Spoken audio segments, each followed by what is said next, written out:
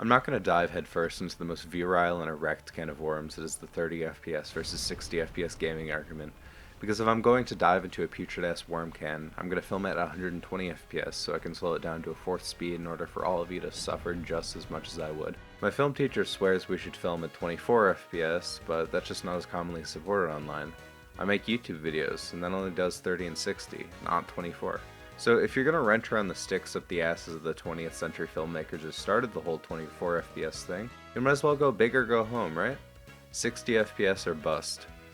Now, to contradict my promise earlier that I wouldn't dive into the gaming frame rate argument, a higher frame rate is better, and I think that most people won't weigh me against the duck for saying it. But there's a lot less general knowledge about higher frame rates in passive media, like YouTube videos, probably because only now people are contesting the ass-stick-laden gentleman I mentioned earlier. You know what? Actually, here's the same clip at 30 FPS and 60 FPS. Guess which is which.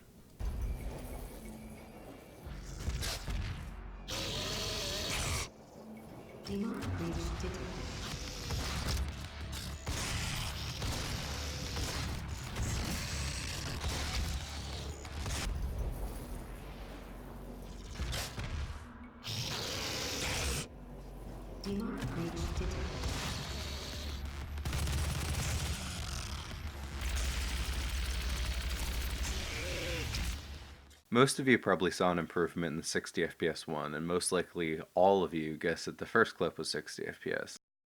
But my 30 FPS!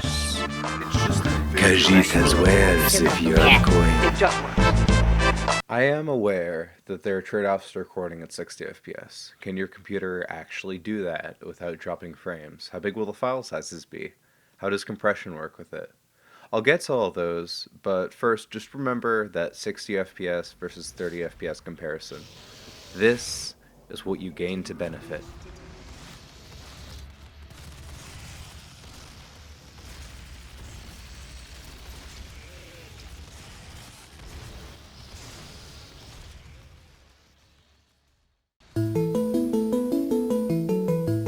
Recording a video with no drop frames is the most immediate obstacle to tackle. Even with a decent PC, recording at 1080p 60 using open broadcast software produces some stuttering. I don't know if all of you can see them, but they happen to annoy me. I seem to get the least amount of drop frames using software encoding, but if you have to use OBS, I would recommend at least trying different encoding methods as well. If you're still having trouble, try recording at 720p or dropping the frame rate to 30. In my opinion, I would rather watch a 1080p 30 FPS video than a 720p 60 FPS one, but it's all a trade-off. For streaming, if you're limited by your upload speed, just switch to 720p 30. No one will judge you for it.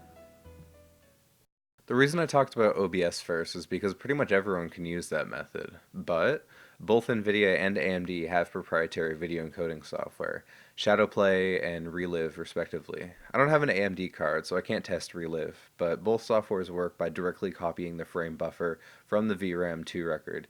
That means both of them should have a negligible performance impact when you have a decent GPU. This handsome chap, 2Clicks Philip, did a video showing that this wasn't the case on AMD APUs, so expect about a 20% performance hit on one. If you have an Intel CPU with integrated graphics, you can also enable quick sync acceleration on OBS, but I also can't test what impact this has. For Shadowplay, I have a few things to make clear. First, I have a pretty high-end GPU, a 1660 Ti, so while there was no performance impact for me, there might be for weaker cards, so keep that in mind. Second, if you have a Turing or newer NVIDIA GPU that's better than a 1650, you will have the new Turing NVENC video encoder. NVIDIA cards older or weaker than mine might have reduced recording quality, even at the same settings. I have my bitrate set to 20, resolution at 1080p, and FPS at 60. However, in the paraphrased words of our favorite baby man Todd the God Howard, Shadowplay just works. 60 FPS 1080p works just fine, 4K is even supported on a GTX 970 or better. I record The Witcher 3 at 4K. I had to run the game at 4K as well because if I played at 1080p and recorded at 4K, it automatically recorded at 1080p, even when I manually set Shadowplay to 4K. But the performance went from about 43 FPS to 40 FPS, so about a 7.5% difference. At 1080p it went from about 150 to 145, or a much smaller 3.4% difference. Both of these are in GPU limited scenarios, and it shows that the performance impact is incredibly small at 1080p, and I guess just barely noticeable at 4K. Both recorded at 60 FPS fine though, so if you had a better GPU than you could definitely do 4K 60 recordings.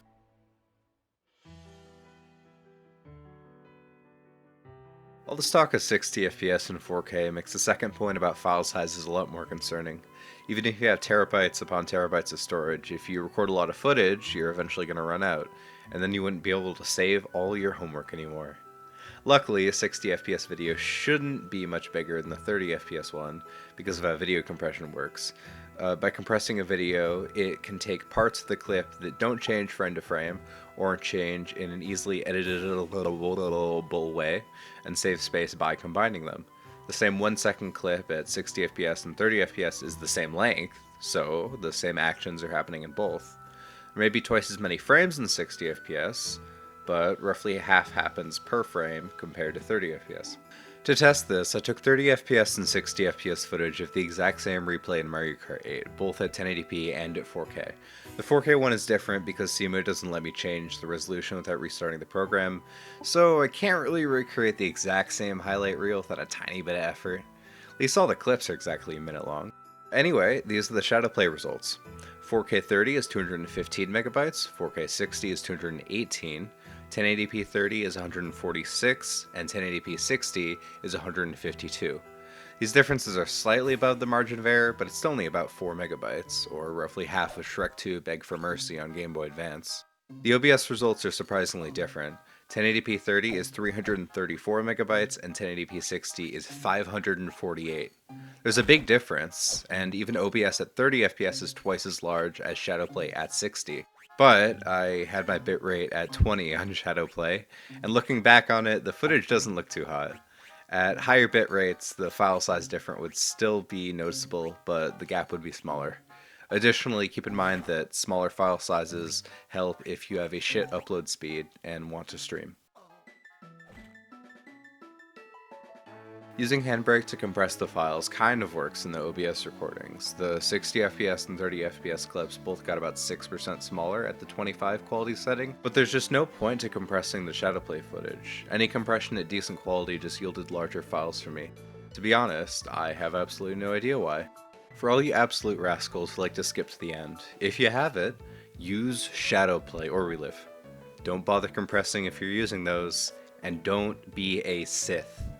I'm writing this in absolutes, but please, Google stuff to get more in depth. I don't know everything, and I could have gotten something horribly wrong. Probably a typo in the description, that sounds like something I'd do.